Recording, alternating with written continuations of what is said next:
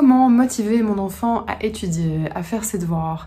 Comment rendre mon enfant persévérant dans son apprentissage? Ce sont des questions que vous posez très souvent. Mais déjà, quelle est la différence entre motivation et persévérance? C'est Sarah Carpentier du blog Des outils pour apprendre et je vais vous expliquer quelle est la différence et ce que vous pouvez faire pour aider votre enfant. Donc n'hésitez pas, restez avec moi et à tout de suite!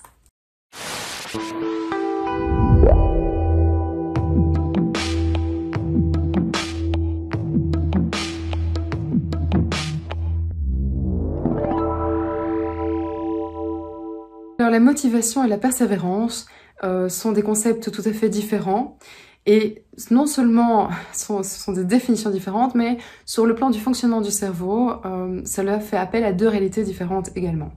Donc, la motivation, d'une part, c'est la capacité en fait du cerveau à se concentrer sur l'acquisition d'un nouvel apprentissage parce qu'il estime que cette acquisition ne sera ni trop simple ni trop compliquée. Donc, il va faire la balance entre, d'un côté, les informations qu'il a déjà et d'autre côté, le bénéfice à accumuler et surtout à compléter les informations qu'il a déjà par de nouvelles informations. Alors, par rapport à ça, il est clair que pour motiver l'enfant, il faut déjà ajuster le niveau de difficulté de ses apprentissages. Il faut aussi, on l'a vu dans des expériences, augmenter le niveau d'interactivité avec l'enseignant. Donc c'est pour ça que des pédagogies évidemment actives sont tout à fait indiquées puisqu'elles font véritablement intervenir, donc participer l'enfant. Et évidemment, la motivation peut venir aussi d'autres choses comme des émotions, du jeu, tout ce qui, d'une part, va déjà capter son attention, mais aussi tout ce qui, d'autre part, va évidemment rendre la chose ludique. Alors, je voudrais ajouter une petite chose, c'est que les enfants ne sont pas tous égaux face à la motivation, du moins, ils ne trouvent pas tous leur source d'inspiration, leur source de motivation de la même façon. Donc, par exemple, vous pouvez avoir des enfants qui aiment apprendre simplement pour le plaisir d'apprendre, avoir de nouvelles connaissances. Pour ces enfants-là, il est utile évidemment de titiller leur curiosité par l'apprentissage dans de nouveaux domaines, par voilà le fait d'enrichir leur environnement, parce que ces enfants réellement aiment apprendre juste pour le plaisir d'apprendre. Mais non, ce n'est pas le cas de tous les enfants. Vous avez des enfants qui aiment apprendre parce que c'est un challenge, c'est un défi pour eux. Ils veulent être, par exemple, premier de classe, ils veulent dépasser les camarades. Vous avez d'autres enfants encore qui ont besoin de comprendre quelle est l'utilité de ce qu'on essaye ce qu'on veut leur apprendre en fait. Donc, il est aussi utile de comprendre quel enfant ou quel élève vous avez devant vous, en tout cas, quelles sont ses attitudes face à l'apprentissage. Alors, si vous voulez en savoir plus ou si vous voulez faire un petit test ludique par rapport à ça, alors encore une fois, il n'est pas question d'enfermer l'enfant dans une étiquette, c'est pas le but de faire ce qu'on appelle les styles ou les profils d'apprentissage. Vous pouvez donc regarder sous ces vidéos, vous avez un lien qui vous guide vers un article et vous avez aussi possibilité de faire ce test en vous inscrivant en ligne. Alors, la persévérance, c'est différent. La persévérance, ce n'est pas non plus juste un concept, c'est une réalité scientifique. Il existe dans le cerveau ce qu'on appelle un centre de la persévérance, dont je vais vous épargner le nom scientifique complètement barbare. Et ce centre s'active à de maintes reprises durant votre journée, à chaque fois en fait que vous prenez une décision ou à chaque fois que vous planifiez de faire quelque chose. Ce centre va faire la balance, donc il va faire la différence entre d'une part les ressentis négatifs que vous allez simplement ressentir en exécutant la tâche, et d'autre part, les ressentis positifs imaginés une fois que vous pensez que la tâche sera terminée. Donc, je prends l'exemple d'un élève qui doit étudier sa leçon. Donc, d'abord, il doit trouver la motivation pour étudier sa leçon. Donc, par exemple, dans le cas des élèves qui ont besoin de comprendre quelle est l'utilité de leur apprentissage, eh bien, cet élève va devoir comprendre quelle est l'utilité je vais prendre un exemple facile. Quelle est l'utilité de mon exercice de physique? Eh bien, la physique, les concepts de physique, on les retrouve partout autour de nous. Ça va me permettre de mieux comprendre mon environnement. Ça va me permettre de comprendre, je sais pas moi, comment un moulin à vent fonctionne. Et donc, quelque part, oui, ça m'est utile. Donc ça, il va trouver sa motivation. Maintenant, il va commencer à étudier sa leçon. Il doit être persévérant dans son apprentissage.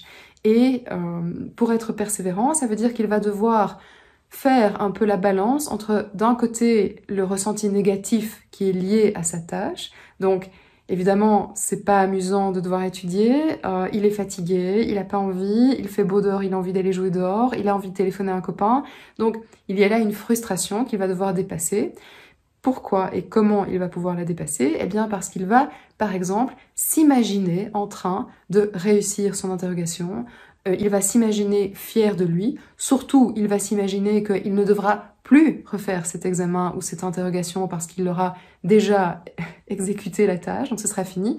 Et donc, en balançant le ressenti immédiat négatif et les ressentis positifs qu'il s'imagine, donc là on fait appel à la pensée positive, à la psychologie positive, eh bien il va se dire ok, ça en vaut la peine, je vais étudier ma leçon de physique.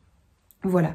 Alors évidemment là comment aider un enfant à être persévérant? Eh bien en entraînant ce centre de la persévérance. Et là je vais vous raconter une anecdote qui est amusante. Enfin moi elle m'a amusée, mais je sais qu'elle en a agacé énormément. Donc récemment j'ai parlé de ce centre de la persévérance dans un article sur mon site internet, et donc, je vais aussi vous mettre le lien en bas hein, tant qu'on y est, comme ça vous pouvez aller le consulter. En fait, ça faisait aussi référence au port du masque. Donc on est dans une période malheureusement où les enfants, comme les adultes, doivent voilà, se conformer à certaines règles. Alors il n'est pas ici question de polémiquer là-dessus, enfin c'est pas le but du blog, on peut être contre, pour, trouver ça difficile, pas difficile. Enfin bon bref, ça c'est vraiment à chacun de voir. Donc moi je suis pour la liberté d'action, la liberté d'expression, il n'y a pas de problème là-dessus. Donc le but de l'article, en fait, était de démontrer, c'était simplement parler d'études scientifiques qui, elles, démontraient que chez des enfants qui portaient le masque, on voyait un développement plus important de ce centre de la persévérance. Donc les scientifiques, simplement en fait au départ, voulaient voir si le port du masque chez les élèves avait un impact sur le cerveau. Donc ils ne savaient pas exactement où aller chercher, hein, donc ils ont simplement été un petit peu faire des recherches tous azimuts, voir si effectivement il y avait un impact. Et ce dont ils se sont rendus compte, c'est que le centre de la persévérance, donc je ne vais toujours pas vous donner la localisation, vous ne retiendrez pas et ça n'a pas d'importance, ce centre de la persévérance était beaucoup plus développé chez les élèves. Et ce dont ils se sont rendus compte, c'est que c'était aussi des élèves qui en général réussissaient plus facilement à l'école en tout cas.